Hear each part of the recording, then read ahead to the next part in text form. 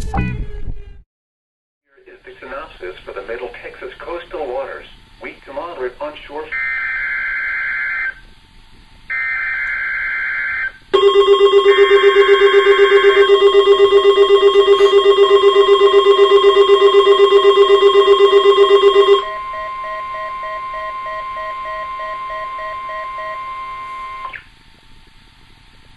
This is a test of the National Weather Service NOAA Weather Radio warning alarm system.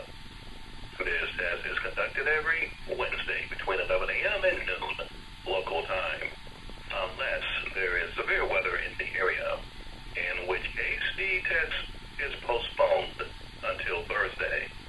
Again, this is only a test. There is no severe weather in the area at this time.